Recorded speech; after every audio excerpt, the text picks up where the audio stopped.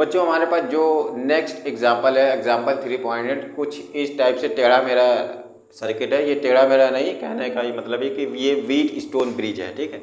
ये wheat stone bridge है, इसमें हमें रेजिस्टेंस IG करंट IG में कितना करंट फ्लो हो रहा है वो हमें यहाँ पर फाइंड आउट करना है, ठीक है। ये आपका व्हीट स्टोन ब्रिज है, करंट दिया आपका I दिया है, जहाँ ये करंट आपका I जा रहा है तो ये जाकर दो जगह बढ़ गया, इधर I2 हो गया, ऊपर आपका I1 हो गया, ठीक है।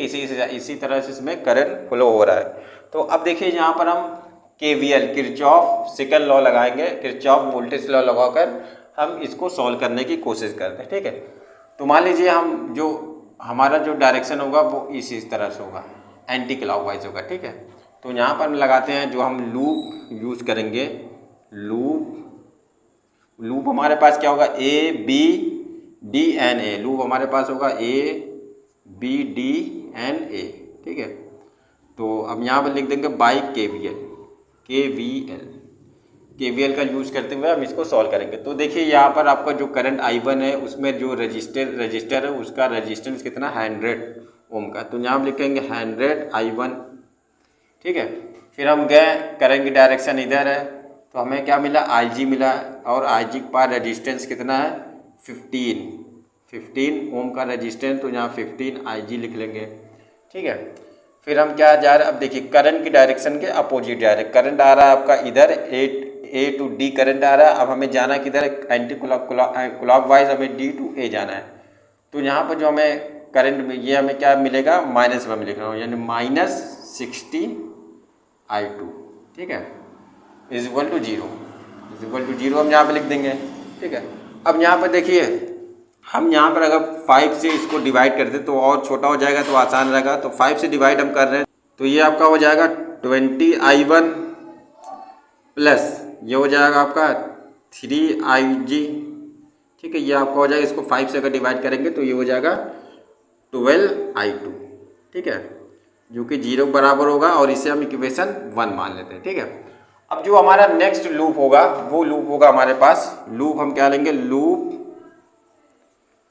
BCDNB, लूप हम लेंगे BCDNB लूप को हम कंसीडर करेंगे, और यहाँ पर भी हम क्या लगा देंगे KVL यहाँ पर लगा के इसको भी हम आसानी से सॉल्व कर देंगे, ठीक है। तो करंट की डायरेक्शन देखिए किधर है, करंट की डायरेक्शन इधर है, इधर की ओर B से C की ओर, रेजिस्टेंस कितना है 10 ओम का, तो यहाँ 10 लगा देंगे, और करंट क्या है I1 माइनस IG, ठीक है। फिर हम इधर है, अब C से D हमें जाना, करंट की डायरेक्शन किधर है D से C है, तो यहाँ पर क्या लगाएगा माइनस लगाएंगे, 5 ओम का रेजिस्टेंस है, और करंट कितना फ्लो हो रहा है I2 प्लस IG, ठीक है, ये फ्लो हो रहा है।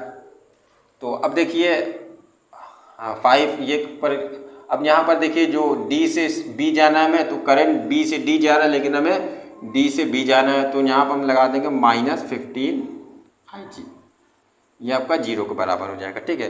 ब्रैकेट को हम एक बार खोल लेते हैं, तो यहाँ आपका हो जाएगा 10 I1 माइनस 10 IG, अब ये हो जाएगा -5 I2, और ये हो जाएगा -5 IG, ठीक है, -5 IG हो जाएगा, और ये हो जाएगा -15 IG, ठीक है, जो कि 0 के बराबर हो जाएगा।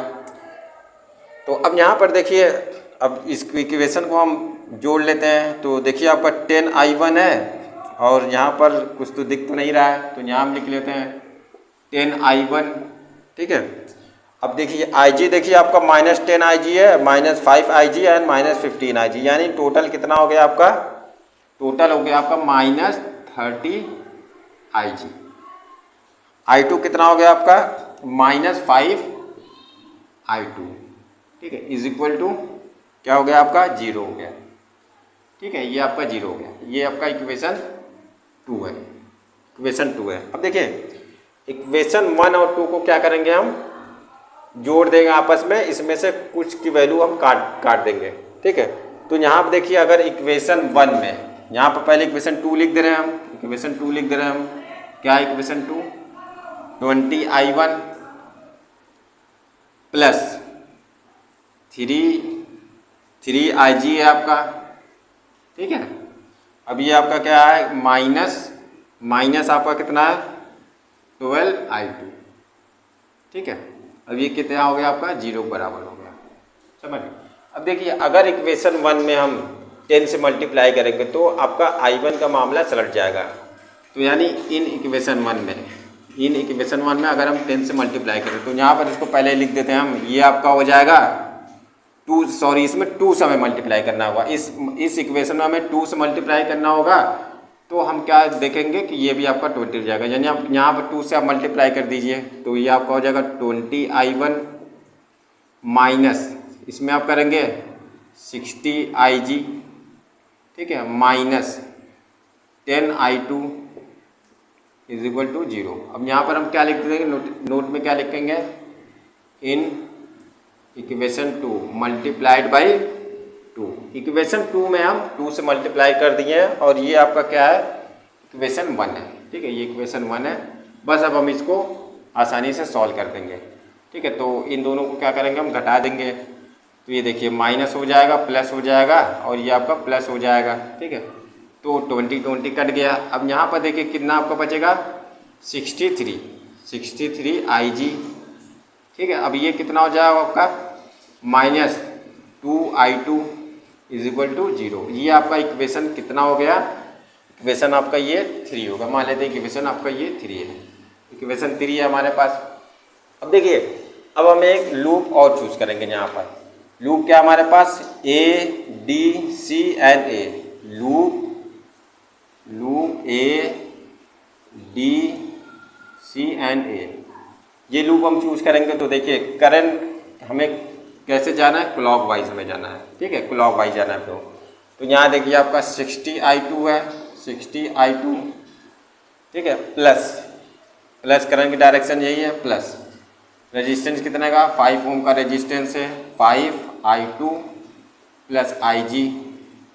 ठीक है, फिर हम इधर गए, ऐसे गए, इधर चले आए तो हमें क्या मिला, पहला नेगेटिव टर्मिनल मिला, पॉजिटिव टर्मिनल में। तो हमें यहाँ पर क्या लिखेंगे हम, माइनस 10 वोल्ट का EMF है। तो ये total EMF by Kirchhoff rule, second rule क्या हो जाएगा, 0 हो जाएगा। ठीक है, फिर हम यहाँ पर देखिए 60I2, अब ये हो जाएगा प्लस 5I2, ये हो जाएगा plus 5IG is equal to 10। ठीक है, 10 उधर चला जाएगा आपका। अब यहाँ पर देखिए हम इसको जोड़ लेंगे, यानी 60 और 5 हो जाएगा आपका 65I2। ठीक है, plus 5IG is equal to 10 है आपका। ठीक है, तो यहाँ से देखिए अगर हम 5 से मल्टीप्लाई कर दें, 5 से डिवाइड कर दें तो इक्वेशन और छोटा हो जाएगा, तो हमें कैलकुलेशन करने में और आसानी होगी। तो इसको अगर हम 5 से डिवाइड करेंगे तो यहाँ पर कितना आ जाएगा आपका 13, यहाँ पर लिख देते हैं, नहीं मिस्टेक हो जाएगा तो समझ में नहीं आएगा आपको। ठीक है, तो यहाँ 5 से डिवाइड कर देंगे इसको तो आपका कितना हो जाएगा 13I2। ठीक है, अब ये हो जाएगा plus IG is equal to, ये कितना हो जाएगा 2 आपका हो जाएगा। इसको हम मानेंगे इक्वेशन 4 मानेंगे। ठीक है, अब इक्वेशन 4 और 3 की सहायता से हम IG की वैल्यू यहाँ पर फाइंड कर लेते हैं। यहाँ पर हमें देखिए IG की वैल्यू फाइंड करना है, IG की वैल्यू में फाइंड करना है। तो अब देखिए यहाँ पर हम अगर इक्वेशन 4 में 2 से मल्टीप्लाई कर देंगे, इक्वेशन अगर देखो हमें देखिए यहाँ पर क्या करना है, I2 को हटाना है। ठीक है, तो यहाँ पर हम पहले एक बार लिख देते हैं I2 की वैल्यू, ये आपका I2, तो माइनस 2I2 और ये हो जाएगा आपका plus 63IG is equal to 0। ठीक है, ये आपका क्या है, इक्वेशन 3 है। ठीक है, अब देखिए हमें इक्वेशन 2, ये इक्वेशन को हमें इस वैल्यू को हटाना है, I2 वैल्यू हटाना है। तो देखिए इक्वेशन 4 में, अगर इक्वेशन 4 में हम 2 से मल्टीप्लाई कर देंगे तो ये कितना हो जाएगा 26 हो जाएगा। और इक्वेशन 3 में भी अगर हम 13 से मल्टीप्लाई कर देंगे तो ये 26 हो जाएगा और ये दोनों आपस में कट जाएंगे। ठीक है, तो देखिए आपका हो जाएगा 26I2 plus 2IG is equal to 2 2 4 हो जाएगा आपका ये। अब ये आपका हो जाएगा माइनस 26I2। ठीक है, अब ये इसमें मल्टीप्लाई करेंगे तो आपका प्लस 819IG हो जाएगा आपका। और ये आपका इसमें करेंगे तो ये आपका 0 बराबर हो जाएगा। ठीक है, अब यहाँ पर देखिए हम इक्वेशन को काट दिए कि ये आपका 26 प्लस में ये माइनस में तो ये कैंसिल आउट हो जाएगा। ठीक है, अब ये आपका हो जाएगा 821 हो जाएगा आपका। ठीक है, ये आपका हो जाएगा IG इज इक्वल टू ये हो जाएगा आपका 4 हो जाएगा।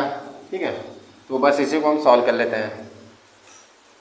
ठीक है, तो अब देखिए अब हम क्या करेंगे, हमारे पास जो आया है 8821 IG इज इक्वल टू 4। तो जब इसको आप IG इज इक्वल टू लिखेंगे 4/821। ठीक है, तो ये आपका कुछ इस हिसाब से आएगा 0.0048। ठीक है, तो इसको हम डायरेक्ट लिख लेंगे IG इज इक्वल टू ये हो जाएगा आपका 4.8 इंटू 10⁻³ एम्पियर। ठीक है, क्योंकि यहाँ पर देखिए 3 0 पॉइंट को उधर लेके चलेंगे तो 10⁻³ लग गया, तो इसको हम IG लिख सकते हैं 4.8 मिली एम्पियर। ठीक है, इसको ऐसे भी लिख सकते हैं, तो आप इसको नोट कर लीजिए।